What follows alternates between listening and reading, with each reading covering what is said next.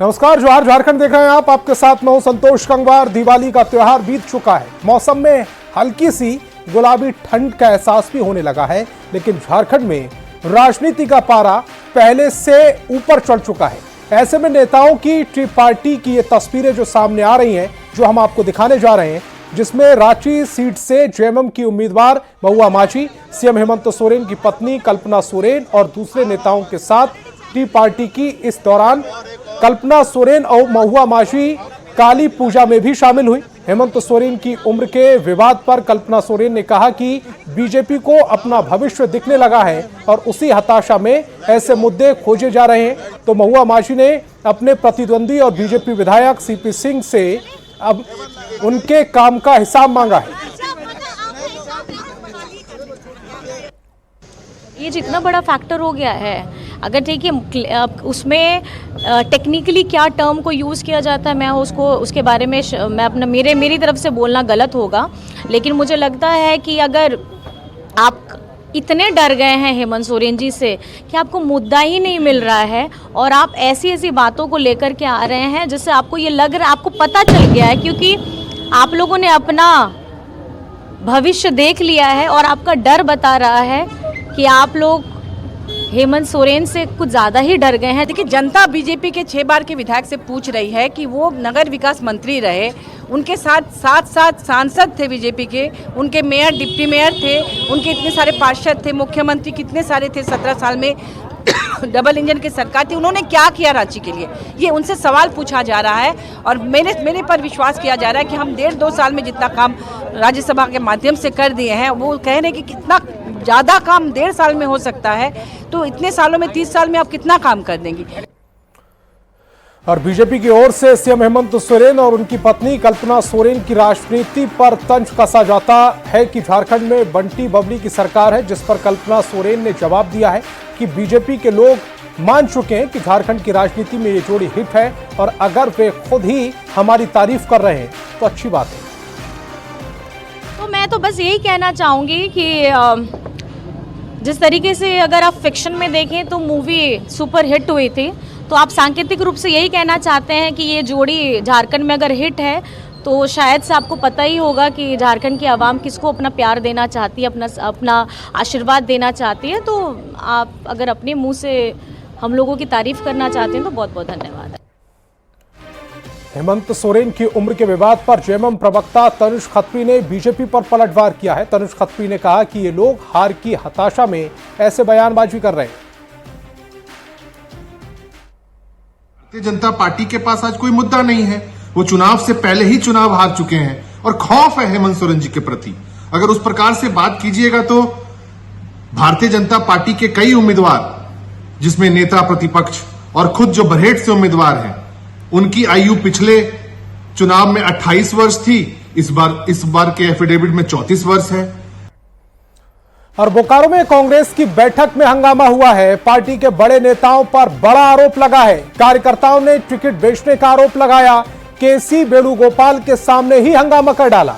गुलाम अहमद मीर के संबोधन के दौरान यह बवाल हुआ। बीके हरिप्रसाद भी कार्यक्रम में शामिल थे। तो बड़ी खबर आपको बता रहे हैं, जहां बोकारो में कांग्रेस की बैठक में हंगामा हुआ है। पार्टी के बड़े नेताओं पर यह बड़ा आरोप लगा है। कार्यकर्ताओं ने टिकट बेचने का आरोप लगा डाला। केसी वेणुगोपाल के सामने ही यह हंगामा होने लगा। गुलाम अहमद मीर के संबोधन के दौरान ही बवाल होने लगा। बीके हरिप्रसाद भी कार्यक्रम में मौजूद थे।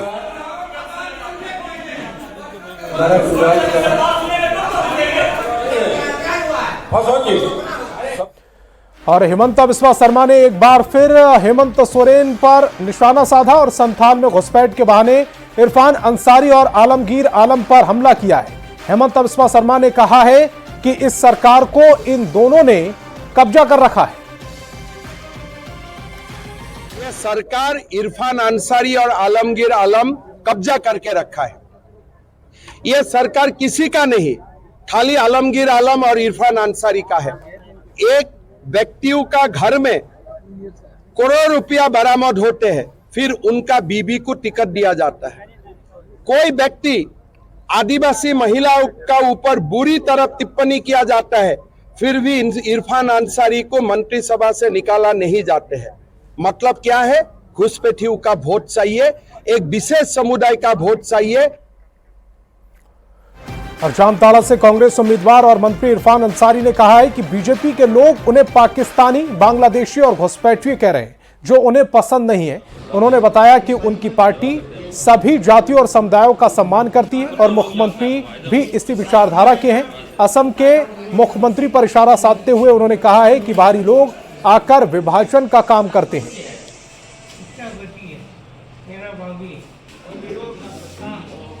बांग्लादेशी बोला जाता है, हमको घुसपैठिया बोला जाता है। यहाँ के जो प्रत्याशी वो हमको कह रहे कि पाकिस्तानी हैं, हम बांग्लादेशी हैं। इस तरह की भाषा ठीक नहीं लगता है। आप नीचा दिखाने का काम मत करो। मैं यहाँ के जो प्रत्याशी है, मैं उनको भाभी सीता सोरेन को कहूँगा कि आपका मैं छोटा देवर हूँ। मैं कोई पाकिस्तानी नहीं हूँ, मैं कोई बांग्लादेशी नहीं हूँ। आप भाजपा में चले गए तो आपकी भाषा लगता है कि इतना निम्न स्तर का नहीं होना चाहिए। और 5 नवंबर को कांग्रेस के राष्ट्रीय अध्यक्ष मल्लिकार्जुन खड़गे झारखंड दौरे पर आ रहे हैं। पार्टी के वरिष्ठ नेता और पूर्व केंद्रीय मंत्री सुबोधकांत सहाय ने कहा कि राहुल गांधी भी झारखंड के रण में 8 और 9 नवंबर को आ रहे हैं।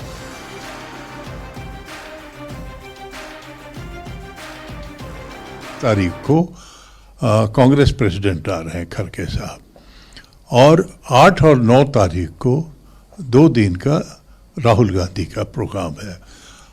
उसके बीच में बहुत सारे नेताओं का प्रोग्राम लगातार बना हुआ है। रहा सवाल कि चाहे अमित शाह जी हैं, वो प्रधानमंत्री जी, झारखंड में तो 2-3 राउंड आ चुके हैं। वो दिवाली खत्म होने के साथ ही झारखंड में लोकतंत्र के महापर्व में बीजेपी अपनी पूरी ताकत झोंकने जा रही है, जिसको लेकर कल केंद्रीय गृह मंत्री अमित शाह खुद रांची आ रहे हैं। वे कल देर शाम रांची पहुंचेंगे, जिसके बाद अगले 3 दिन तक 3 नवंबर को वे 3 चुनावी जनसभाओं को संबोधित करेंगे। सूत्रों के हवाले से खबर है कि 3 नवंबर को ही अमित शाह बीजेपी का घोषणा पत्र भी जारी कर सकते हैं। वहीं इसके ठीक अगले दिन प्रधानमंत्री मोदी भी झारखंड में 2 चुनावी सभा करेंगे। 4 नवंबर को प्रधानमंत्री मोदी गढ़वा और चाईबासा में जनसभा को संबोधित करेंगे।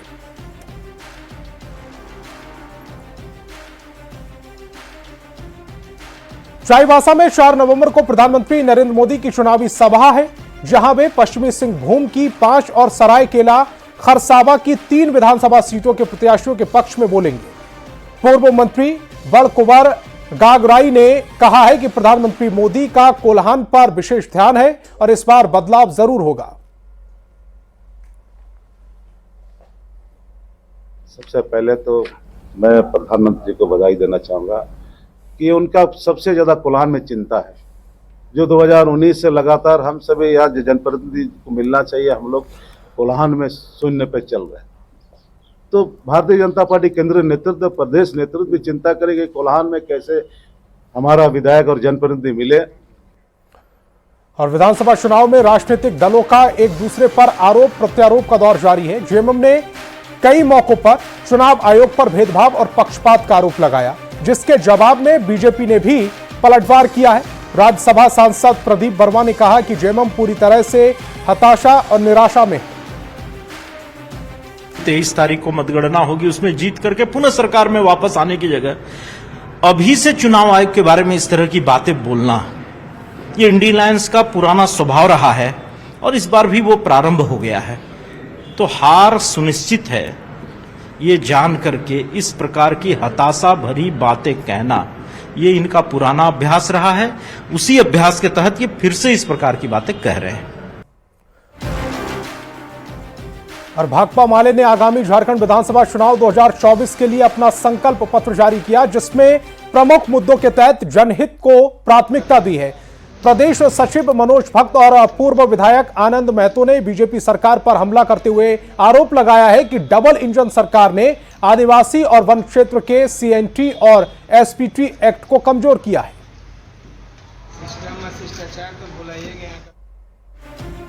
और जामताड़ा के नाला विधानसभा में बीजेपी के भीतर विद्रोह, हेमंत बिस्वा शर्मा पूरी तरह से सफल रहे हैं। पूर्व कृषि मंत्री सत्यानंद झा और वीरेंद्र मंडल ने निर्दलीय उम्मीदवार के रूप में नामांकन दाखिल किया था, लेकिन हेमंत बिस्वा शर्मा के मनाने पर दोनों ने जो नामांकन था वो वापस ले लिया।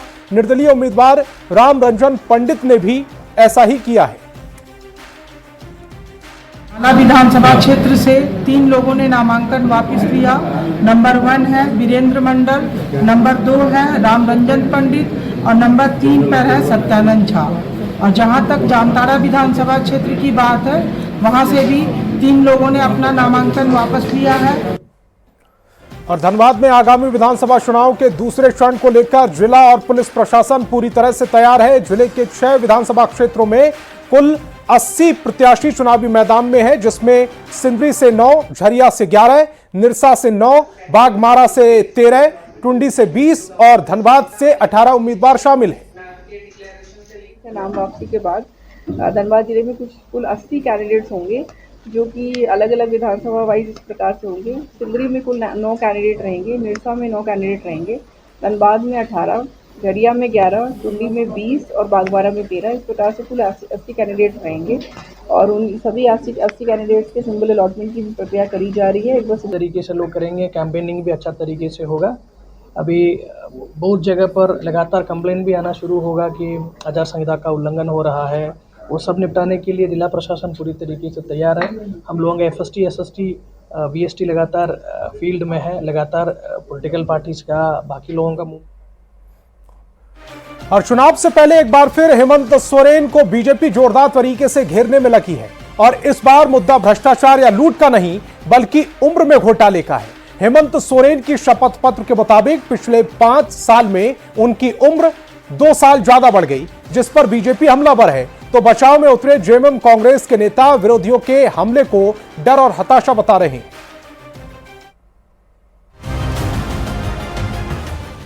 जी हां, 5 साल के कार्यकाल में 7 के फेर में फंस गए हैं मुख्यमंत्री हेमंत सोरेन। बीजेपी का आरोप है कि बरहेट से हेमंत सोरेन ने नामांकन में जो शपथ पत्र दिया है, उसके मुताबिक उनकी उम्र 49 साल है, जबकि 2019 में उनकी उम्र 42 साल की थी। ऐसे में बीजेपी हेमंत सोरेन का नामांकन रद्द करने की मांग तेज कर दी। तो इतनी भ्रांतियां हैं मुख्यमंत्री जी के शपथ पत्र में जो उन्होंने पहले दी और इस बार जो दी, तो हम तो मांग करते हैं कि इनकी जो नॉमिनेशन है उसको चुनाव आयोग और रिटर्निंग अफसर रद्द करे। बीजेपी ने आरोपों को लेकर पुख्ता सबूत भी दिए हैं, जिसमें 2019 और 2024 के नामांकन में उनकी उम्र की जानकारी साफ देखी जा सकती है। अब इस पर बीजेपी के कई दूसरे नेता भी हेमंत सोरेन पर हमलावर हैं और हेमंत सोरेन पर हड़बड़ी में गड़बड़ी का आरोप लगा रहे हैं। तो हेमंत बिस्वा शर्मा कहते हैं कि नामांकन रद्द करने से अच्छा है कि जनता इन्हें सबक सिखाए। जो जेएमएम का सिस्टम है ना, यही पूरा ढोंगी का सिस्टम है। उनका प्रॉपर्टी का भी अगर लेख देखते हैं, कैसे क्या एफिडेविट दिया है, अभी लोग देखो, उम्र भी बढ़ जाते हैं। तो हेमंत सोरेन की उम्र पर बीजेपी ने बवाल मचा रखा है। इधर नपे तुले अंदाज में पलटवार कर रहे इंडिया अलायंस के लोग इसे बीजेपी का डर बता रहे हैं। ये सारे जितने राजनीतिक तौर पे बेवकूफ लोग हैं, वही ये सवाल खड़ा कर। बीजेपी ने हेमंत सोरेन की पत्नी की कार को लेकर भी शिकायत दर्ज की है, जिसकी जानकारी 2019 में दी गई थी, लेकिन 2024 में वो कार ही गायब है। अब पूरा मामला निर्वाचन आयोग के पाले में है। शिकायत भी हम लोग के पास प्राप्त नहीं हुई उसी को, वैसी होगी मतलब उसका देखा जाएगा। अभी कोई टिप्पणी करवाना उचित नहीं होती है। कहते हैं राजनीति के दंगल में लड़ाई ऐसे ही लड़ी जाती है। पक्ष विपक्ष एक दूसरे पर आरोप लगाते हैं, कीचड़ उछालते हैं, खुलासे करते हैं और फिर जनता के बीच जाते भी हैं। और जैसे ही जनता का जनादेश आता है, सारे मुद्दे शांत हो जाते हैं। तो फिलहाल आप भी 23 नवंबर तक गुलाबी ठंड के बीच सियासी गर्मी का मजा लेते रहिए। Bureau report, news 18।